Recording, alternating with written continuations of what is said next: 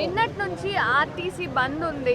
వాళ్ళ యొక్క డిమాండ్స్ ప్రభుత్వం నెరవేర్చలేదు అన్న ఉద్దేశంతో బంద్ ఏర్పాటు చేశారు. మాకు బకాయిలు చెల్లించలేదు, మాకు కావాల్సిన డిమాండ్స్ ఇవ్వలేదు, ప్రైవేటీకరణ చేయొద్దు అంటే చేస్తున్నారు అని చెప్పి ఇవన్నీ జరుగుతూ ఉన్నాయి. మరి బంద్ ఎంతకాలం కొనసాగుతుంది అంటారు? అలాగే నర్సంపేటలో ఒక ఆయన ఆత్మహత్యయత్నం కూడా చేయడం జరిగింది. సో ఎన్ని రోజులు కొనసాగుతుంది అంటారు ఇదంతా? గవర్నమెంట్ ఏం స్పందించలేదా అనిపిస్తుంది.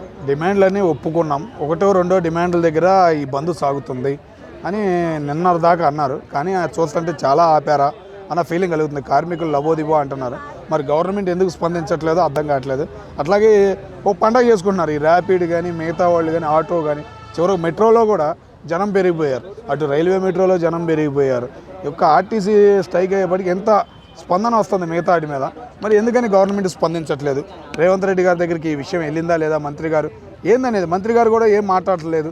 మరి కార్మికులు ఏం చేస్తున్నారు, మన కమిషనర్ గారు ఏం చేస్తున్నారు ఏందనేది బయటికి రావట్లేదు. కానీ స్పందన అనేది ఉండాలమ్మా. వాళ్ళు ఏంటంటే తక్కువ అంచనా వేయకూడదు. ఆర్టీసీకి ఒక విలువ ఉంది, ముఖ్యంగా ఎంప్లాయర్స్కి చాలా విలువ ఉంది. చాలాప్పటి నుంచి రాజకీయ పరంగా ఎదుర్కొన్న ఎన్నో సమస్యలు వచ్చినా కూడా వాళ్ళు ఆ రాజకీయ పరంగా ఎంతో అండగా ఉన్నవాళ్ళు. వాళ్ళు స్ట్రైక్ చేసినప్పుడు కూడా రాజకీయ పరంగా ఎన్నో ఇబ్బందులు పడ్డారు. కాబట్టి మళ్ళీ అటువంటి ఇబ్బందులు రాకుండా స్పందించాలి రేవంత్ రెడ్డి గారి గవర్నమెంట్ అని నేను కోరుకుంటున్నాను. అంటే ఆర్టీసీలో ఉన్న ఉద్యోగులందరికీ కూడా ప్రభుత్వ ఉద్యోగుల్లా చేయాలి, వాళ్ళకు కూడా పెన్షన్ ఇవ్వాలి అన్న డిమాండ్స్ కూడా వాళ్ళు కోరడం జరిగింది. అవునమ్మా, నిజమమ్మా. ఇది హైదరాబాద్ ఒక్కటే కాదమ్మా, మిగతా జిల్లాలకు కూడా తెలంగాణలో బస్సుల పరంగా బాగా తిరుగుతున్నాయి. కానీ ఏపీలో విషయం తీసుకుంటే ఉచిత బస్సులు పెట్టినా కూడా గ్రామానికి ఎన్నో గ్రామాలకు బస్సులు వెళ్తా. అమరావతి అంటున్నారు. అమరావతి అంటే ఇప్పుడు కృష్ణా గుంటూరు జిల్లా. ఆ జిల్లాల్లోనే మినిమం మహా వెళ్తే 10-15 అంతే గ్రామాలకు వెళ్ళేది. ఎటువంటి 100-200 గ్రామాలకి బస్సులే వెళ్తారు. మరి వాళ్ళు ఫ్రీగా పెట్టిన ఆడ అన్నీ గవర్నమెంటే ఎంప్లాయర్స్ పరంగా. ఒక్కొక్కటి 30,000 45,000 పైన వస్తున్నాయి. ఈవెంట్స్ వస్తున్నాయి. 62 అలా 63 అయ్యింది ఇప్పుడు ఏజ్. ఎవరు బయటికి రావట్లే. ఉన్నవాళ్ళే సీనియర్లు మళ్ళీ పోగుతున్నారు. వాళ్ళే మళ్ళీ మేనేజర్లు అవుతున్నారు. అన్నీ వాళ్ళే అవుతున్నారు. మరి ఆడ ఏమీ లేకపోయినా కూడా ఉచిత గవర్నమెంట్ కింద వేస్తున్నారు కదా. మరి ఇక్కడ అన్ని అవకాశాలు ఉన్నాయి, గవర్నమెంట్ ఆస్తులు ఉన్నాయి. మరి ఇలా పెంచకపోతే ఎట్లా ఉండేది? గవర్నమెంట్ హ్యాండ్ ఓవర్ చేసుకోకపోతే ఎట్లా ఉండేది? గవర్నమెంట్ కంపల్సరీగా హ్యాండ్ ఓవర్ చేసుకోవాలి. దీని ఆస్తులు అన్నీ తీయాలి. గవర్నమెంట్ ఎంప్లాయర్ కష్టపడుతున్నాడు అమ్మా. ఆర్టీసీ ఎంప్లాయర్ వారసత్వంలో ఉన్న వాళ్ళు కూడా తెలంగాణలో చాలామంది ఉన్నారు. కుటుంబ పరంగా చాలామంది నలిగిపోయిన వాళ్ళు కూడా ఉన్నారు. కండక్టర్ కానీ డ్రైవర్ కానీ డబల్ డ్యూటీ చేయాలంటే నేనున్నానని ముందుకు వచ్చే డ్రైవర్లు కండక్టర్లు ఎక్కువగా తెలంగాణలో కనపడతారు. వాళ్ళ ఆదరణ అనేది బాగుంటుంది. కానీ వాళ్ళే ఇప్పుడు నలిగిపోతున్నారంటే బాధేస్తుంది. కంపల్సరీగా రేవంత్ రెడ్డి గారి సర్కారు స్పందించిద్ది అనే నమ్మకం అయితే మాకుందాం. ప్రజెంట్ ఆర్టీసీ అనేది బంద్ ఉంది. మరి వాళ్ళ డిమాండ్స్ అనేవి ప్రభుత్వం నెరవేర్చలేదు అన్న ఉద్దేశంతో బంద్ ఏర్పాటు చేశారు. ఇప్పటికే 2వ రోజు రన్ అవుతుంది. మరి ఇలాగే కంటిన్యూ అవుతే రవాణా వ్యవస్థ ఖచ్చితంగా దెబ్బతింటుంది. కాబట్టి ఎన్ని రోజులు ఇలా ఉంటుందంటారు? ప్రభుత్వం ఎలా స్పందించాలి? నిజంగా మనం నిన్నటి సంధి చూస్తున్నాము. రాష్ట్రంలో ఎక్కడ చూసినా చాలా ఇబ్బందికరమైన పరిస్థితి ఉంది. సో ఆర్టీసీ కార్మికులు ఏదైతే వాళ్ళ డిమాండ్స్ ఖచ్చితంగా మరి రాష్ట్ర ప్రభుత్వం వెంటనే స్పందించాలి. ఎందుకంటే స్పందించకపోతే రాష్ట్రంలో రాకపోకలు నిలిచిపోవడం వల్ల మరి ఏదైతే పల్లెటూరు నుంచి మరి పట్టణానికి వచ్చే మరి ప్రజలు కూడా వాళ్ళు చేసే ప్రతిరోజు పనులు కూడా కార్యక్రమాలు ప్రతిదీ కూడా ఆగిపోతాయి. సో మరి పల్లెటూరు నుంచి వచ్చేటువంటి కూరగాయలు పళ్ళు ఇలా ఎక్స్పోర్ట్ ఇంపోర్ట్ ఏదైతే ప్రతిరోజు జరిగే రవాణా వ్యవస్థ ఉందో అది చాలా ఘోరంగా దెబ్బతింటుంది. రాష్ట్రానికి ఆర్థిక భారం పెరిగి ఇంకా రాష్ట్రం ఆర్థిక ఇబ్బందుల్లో మునిగిపోతుంది. ముఖ్యంగా ఇక్కడ మరి ఆర్టీసీ కార్మికులు సమ్మె చేయడానికి ప్రధానంగా కారణం వాళ్ళు ఏదైతే డిమాండ్స్ ఉన్నాయో వాళ్ళు 32 ఏదైతే హామీస్ వాళ్ళ యొక్క మరి వాళ్ళు 32 వాటిని మరి గవర్నమెంట్కి వినిపించడం జరిగింది. అందులో ప్రధానంగా 27 మాత్రమే సూచించారు. ఇంకా 5 కూడా మరి ఆ గవర్నమెంట్ ప్రధానంగా తీసుకొని సో శాలరీస్ కూడా చాలామంది మహిళలు మేము అర్ధరాత్రి 1 గంటల దాకా పనిచేస్తున్నాము, మాకు వచ్చేది 40,000 జీతమే, 40,000 జీతం తోలితే మేము ఇంట్లో మాకు ఎలా గడుస్తుందని చెప్పేసి వాళ్ళు వాపోతున్నారు. సో ఖచ్చితంగా గవర్నమెంట్ అధికారంలో రాకముందుకు మాకు చాలా హామీలు ఇచ్చారు రేవంత్ రెడ్డి గారు. మరి ఇప్పుడు మాత్రం అధికారంలోకి వచ్చాక మాకు ఎలాంటి సపోర్ట్ ఇవ్వడం లేదు అని చెప్పేసి చెప్తున్నారు. సో ఖచ్చితంగా గవర్నమెంట్కి వెళ్ళి మాకు సపోర్ట్ ఉండాలి. గవర్నమెంట్ మరి ఆర్టీసీ కార్మికుల పక్షాన ఖచ్చితంగా నిలబడాలి, మాకు సపోర్ట్గా ఉండాలి. వాళ్ళ మరి ఏదైతే డిమాండ్స్ ఉన్నాయో అవన్నీ నెరవేర్చాలి.